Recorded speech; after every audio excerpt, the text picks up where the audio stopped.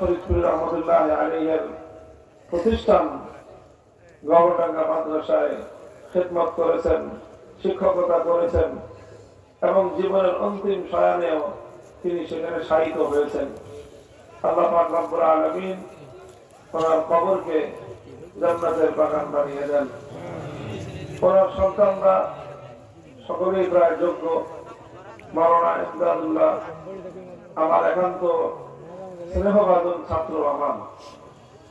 সে আমাকে অনেক বেশি মহব্বত করে, এত বেশি মহব্বত করে যে অনেক সময় বিরক্তি লাগে যে একটা মানুষ এত মহব্বত করে কেন। যাই হোক, আমি এগুলা খুব বেশি এটা প্রকাশ করতে পারি না। আমার মনের মধ্যে যাদের প্রতি মহব্বত থাকে সেটা মনের মধ্যেই থাকে, খুব একটা বেশি প্রকাশ করি না। আমি মাওলানা ইমদাদুল্লাহকে আমি এই জন্য মহব্বত করি যে সে সেই ছাত্র জীবন থেকে এখনো পর্যন্ত ধারাবাহিক ভাবে আমার শুধু মহব্বত না, আমাকে অনুসরণ করে, দ্বীনের কাজের ক্ষেত্রে আমার সহযোগিতা করে। আমি আপনাদের কাছে দোয়া চাই, আপনাদের এই মাটির কৃতি সন্তান মাওলানা ইমদাদুল্লাহ এবং তার অন্যান্য সকল ভাইদেরকে যেন আল্লাহ পাক তার দ্বীনের খেদমতের জন্য কবুল করেন। আমিন। তারা তাদের মরহুম পিতাকে অনুসরণ করার জন্য, তার সাদাকাতে জারিয়াকে জারি রাখার জন্য যে ফাউন্ডেশন গড়ে তুলেছে, এটা যেন এই এলাকার মানুষের উপকারে, দ্বীনের কল্যাণে বলিষ্ঠ এবং প্রয়োজনীয় ভূমিকা যেন রাখতে পারে, সেই জন্য আমি আপনাদের কাছে দোয়া চাই। আপনারা সহযোগিতাও করবেন, দোয়া করবেন ইনশাআল্লাহ। এর আগেও আমার আপনাদের এখানে আসা হয়েছে। দীর্ঘ সময়, অনেক দিন পর্যন্ত আমি তো জনবিচ্ছিন্ন ছিলাম, 3 বছরের বেশি সময় কারাগারে বন্দী ছিলাম। এরপরে মুক্তি পেয়েছি, আজ প্রায় 7 মাস চলতেছে। এর মধ্যে আপনাদের মাঝে আবার আসার সুযোগ হলো। আল্লাহ পাক রব্বুল আলামিন আমাদের এই সাক্ষাৎকে আল্লাহর দ্বীনের জন্য এবং আল্লাহর মহব্বতের উসিলা হিসেবে কবুল করেন। আমিন। মুহতারাম হাজিরিন, আমি আপনাদের সম্মুখে সূরাতুল হজের 41 নম্বর আয়াতখানা তেলাওয়াত করেছি। এই আয়াতকে সামনে রেখে অল্প কিছু কথা আমি আপনাদের সম্মুখে আরজ করব, যেখান থেকে আমরা আমাদের করণীয় এবং দায়িত্ব সম্পর্কে কিছু দিক নির্দেশনা পাব।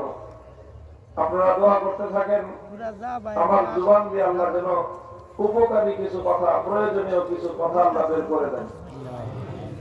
কোরআনের এই তেলাওয়াতকৃত আয়াতের মধ্যে আল্লাহ পাক রব্বুল আলামিন মুসলমানদের, ঈমানদারদের একটা বৈশিষ্ট্য বর্ণনা করেছেন।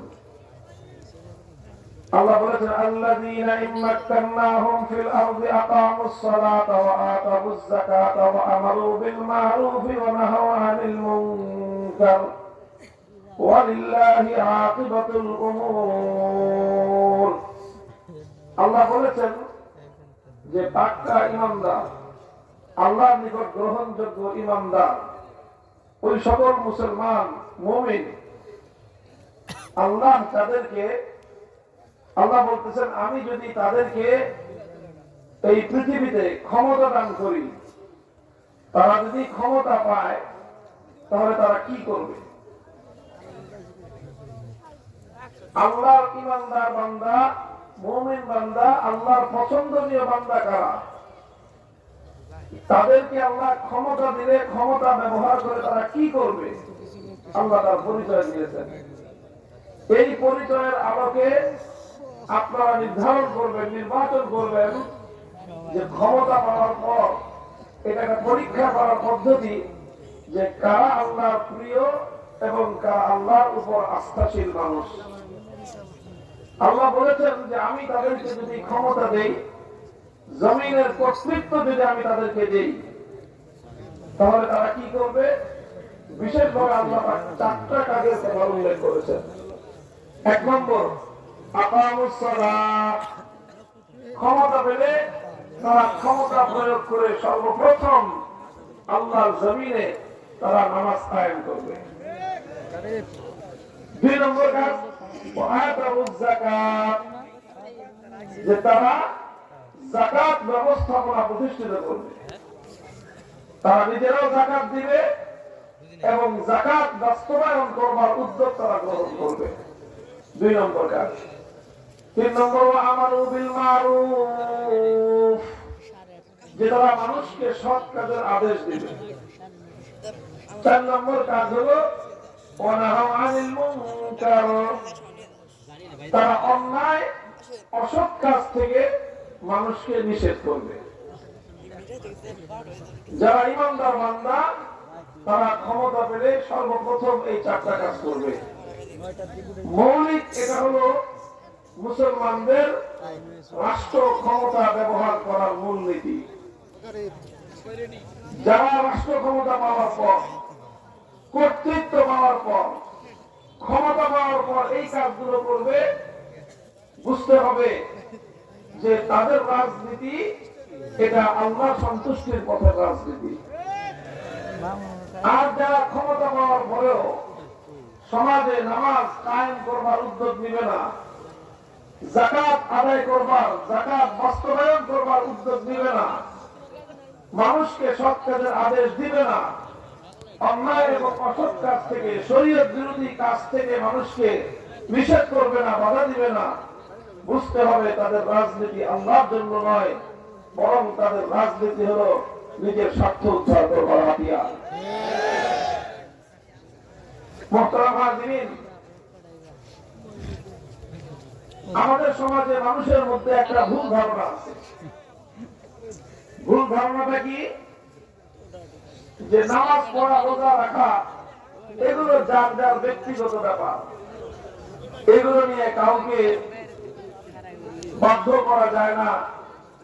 নামাজ পড়ার জন্য কাউকে চাপ প্রয়োগ করা যায় না, রোজা রাখার জন্য কাউকে চাপ প্রয়োগ করা যায় না,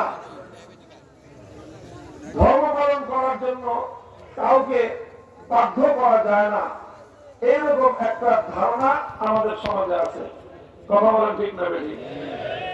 এই ধারণাটা সম্পূর্ণরূপে কোরআন সুন্নাহ বিরোধী, সম্পূর্ণরূপে ইসলাম বিরোধী। আল্লাহ বলতেছেন যে ইমানদার যারা, তারা যদি ক্ষমতা পায় তাহলে ক্ষমতা দিয়ে তারা কি করবে? ক্ষমতা পেলে ক্ষমতা দিয়ে তারা করবে কি? ক্ষমতা দিয়ে তারা শুধুমাত্র জনগণের রাস্তাঘাট আর ব্রিজ কালভার্ট বানিয়ে দিবে। ক্ষমতা দিয়ে তারা কি করবে? ক্ষমতা পেলে শুধুমাত্র তারা জনগণের অর্থনৈতিক উন্নতি করবে। এটাই শুধুমাত্র মুসলমানদের কাজ। তাহলে একজন মুসলমান আর একজন বেঈমানের মধ্যে পার্থক্য কি? একজন ইহুদি সেও ক্ষমতা পেলে রাস্তাঘাট বানায়, একজন খ্রিস্টান সেও ক্ষমতা পেলে ব্রিজ আর কালভার্ট শুধু বানায়, একজন হিন্দু সেও ক্ষমতা পেলে জনগণের অর্থনৈতিক উন্নতি করে, একজন বৌদ্ধ সেও ক্ষমতা পেলে মানুষের অর্থনৈতিক উন্নয়নের চেষ্টা করে, আর একজন মুসলমান ক্ষমতায় পেলে সেও যদি শুধু এই কাজ করলো, তো ইমানদার ক্ষমতাবান আর বেঈমান ক্ষমতাবানের মধ্যে কি পার্থক্য থাকলো?